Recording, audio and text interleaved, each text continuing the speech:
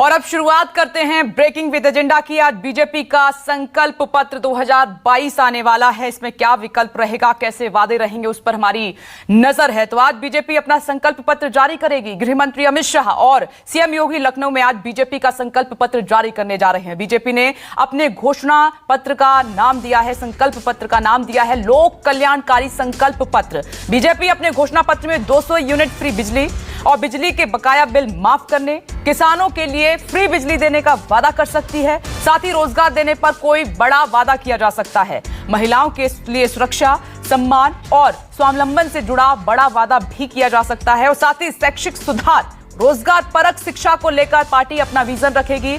नए medical college, नए expressway, defence corridor, पेयजल से जुड़े वादे भी किए जा सकते हैं इस लोक कल्याणकारी संकल्प पत्र में। और इससे पहले अखिलेश यादव 300 यूनिट फ्री बिजली का ऐलान कर चुके हैं। सिंचाई के लिए किसानों को मुफ्त बिजली का ऐलान कर चुके हैं। 22 लाख रोजगार जैसे वादे बड़े कर चुके हैं। और उधर प्रियंका गांधी ने तो महिलाओं के लिए अलग और युवाओं के लिए अलग अलग घोषणा पत्र जारी कर वादों की झड़ी लगा दी है।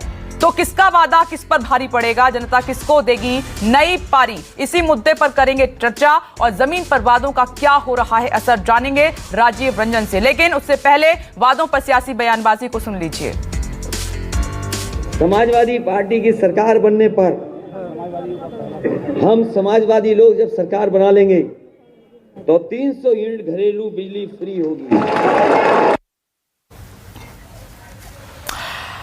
तो इस बार उत्तर प्रदेश में जनता से हर पार्टी ने बड़े वादे किए हैं। और अब बारी बीजेपी की। हमारे साथ खास मेहमान इस वक्त मौजूद हैं, टीवी स्क्रीन पर नजर डालिए, थोड़ी देर में आपको दिखाई देंगे। अभिमन्यु त्यागी जी, प्रवक्ता कांग्रेस, इस वक्त हमारे साथ मौजूद हैं। साथ ही कौशल कांत मिश्रा, प्रवक्ता बीजेपी, हमारे साथ जुड़ गए हैं। विजय राठी साहब, प्रवक्ता समाजवादी पार्टी, हमारे साथ मौजूद हैं। और साथ ही मेरे 3 सहयोगी राजीव रंजन नोएडा से मौजूद हैं, अशोक तिवारी लखनऊ से, मानस श्रीवास्तव भी हमारे साथ लखनऊ से हैं। तो राजीव, जरा वादों पर नजर डालिए, एक से एक बढ़कर। इसमें मुफ्त का बहुत कुछ नजर आ रहा है, हर पार्टी ने वादा किया है। प्रियंका गांधी ने अलग अलग घोषणा पत्र जारी किए हैं महिलाओं युवाओं के लिए। अखिलेश यादव ने कोई कोर कसर नहीं छोड़ी है।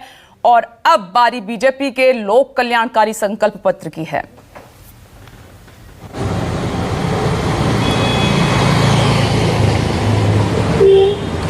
बिल्कुल, बीजेपी अब से थोड़ी देर बाद संकल्प पत्र जारी करने वाली है। लेकिन इस संकल्प पत्र पर देश के नौजवानों की, उत्तर प्रदेश के नौजवानों की निगाहें लगी हैं, किसानों की निगाहें लगी हैं। सबसे बड़ा मुद्दा जो है वो रोजगार है कि रोजगार के लिए क्या होगा। नौजवान देख रहे हैं कि संकल्प पत्र में ऐसी कौन सी बात आ रही है जिससे उत्तर प्रदेश के नौजवानों और किसानों के लिए क्या कहा जा रहा है। दूसरी बात है, संकल्प पत्र में देखिए 2017 में भी भारतीय जनता पार्टी संकल्प पत्र लेकर के आई थी।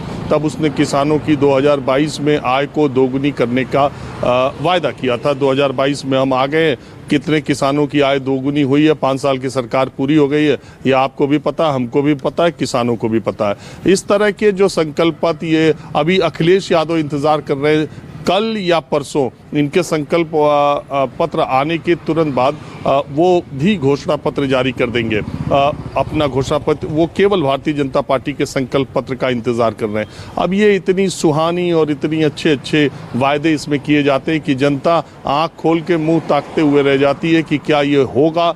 जब भी जब भी इस तरह के वायदे चुनाव के पहले आते हैं, देखिए अखिलेश यादव ने पुरानी पेंशन की बहाली की बात की है। लेकिन अब भी बहुत सारे लोगों से मैं बात करते रहता हूं, तो वो लोग सड़क पर चलते आम लोग पूछते हैं कि क्या ये संभव हो पाएगा या अखिलेश यादव केवल चुनाव के लिए कह रहे हैं। लोगों को, नेताओं की, मैं बार बार ये बात कहता हूँ विपनेश, कि जैसे मुंबई की बरसात का कोई भरोसा नहीं, वैसे नेताओं की बात का अभी आम आदमी को कोई भरोसा नहीं।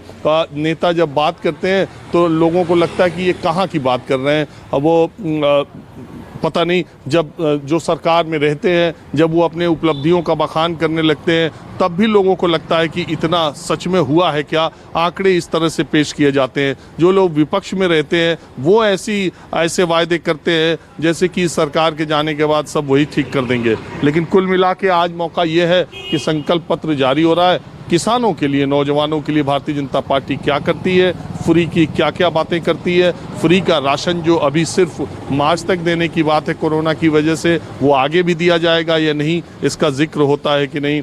किसानों के मैं आपको ये भी बात बता दूं, भारतीय जनता पार्टी ने अपने संकल्प पत्र में और अखिलेश यादव ने अपने घोषणा पत्र में पिछली बार ये कहा था कि किसानों का 15 दिन में, इस बार भी कह रहे हैं वो कि उनके घोषणा पत्र में आएगा कि किसानों का 15 दिन में भुगतान कर दिया जाएगा। भारतीय जनता पार्टी ने भी ये बात कही। सुप्रीम कोर्ट ने एक मुकदमे में एक फैसला दिया है कि अगर किसानों का 14 दिन के अंदर भुगतान करने का नहीं होगा तो उस पर चीनी मिलों को ब्याज देना पड़ेगा। लेकिन एक भी केस आपको उत्तर प्रदेश में नहीं दिखेगा जिसमें चीनी मिलों ने अगर 14 दिन में भुगतान नहीं किया तो किसानों को कहीं उसका ब्याज मिला है। अरे पैसा मिल जाए वही बहुत है, ब्याज बहुत दूर की बात है। अखिलेश यादव भी सरकार में उत्तर प्रदेश में 5 साल रहे हैं, कभी भी 14 दिन के भीतर चुनाव के पहले वाली सरकार में किसी सरकार ने भुगतान नहीं किया है। और जहां तक बात है 5 साल योगी सरकार रही है और जिस तरह से गन्ना मूल्य का नवंबर में जाके 5 साल में एक बार गन्ना भुगतान का दाम बढ़ाया है, तो ये सब असलियत है। और वायदे अब से थोड़ी देर बाद भारतीय जनता पार्टी के आएंगे और कल अखिलेश यादव के भी। राजीव, जो सवाल आपने उठाए इस पर मेहमानों से मैं जल्दी से एक रिएक्शन ले लेती हूं, उसके बाद मैं मानस श्रीवास्तव आपके पास आऊंगी, लखनऊ में हलचल है, उसके बाद अशोक तिवारी आपके पास भी आऊंगी। कौशल कांत मिश्रा जी, जो राजीव कह रहे हैं, क्या पिछले वादे पूरे हुए? क्या किसानों की आय दोगुनी हो गई? गन्ना भुगतान की बात है, रोजगार की बात है, तो अब तो आप लोक कल्याणकारी जन संकल्प पत्र लेकर आ रहे हैं, इसमें कौन सा वो बड़ा वादा होगा? देखिए, आपको ये देखना होगा कि जब वादा किया गया था 2017 के बाद पूरे शताब्दी की और पूरे अगर कहें कि 1000 सालों में 5वीं बार ऐसी महामारी आई है जिसकी वजह से कुछ चीजों का वादा पूरा नहीं हुआ। लेकिन उस महामारी के बावजूद भी आज देखिए, अभी आप राजीव रंजन जी ने बताया कि 15 करोड़ लोगों को 2 साल तक मुफ्त राशन दिया जा रहा। ये मेरे नहीं, राजीव जी ने बताया। आवास दिया गया, प्रधानमंत्री आवास योजना में 40 लाख मकान दिए गए। मुख्यमंत्री आवास योजना के थ्रू करीब करीब 1 लाख ग्रामीणों को आवास दिए गए। घर मिलने के बाद घरों में बिजली का कनेक्शन मुफ्त दिया गया। 1.5 करोड़ परिवारों को गैस का कनेक्शन दिया गया।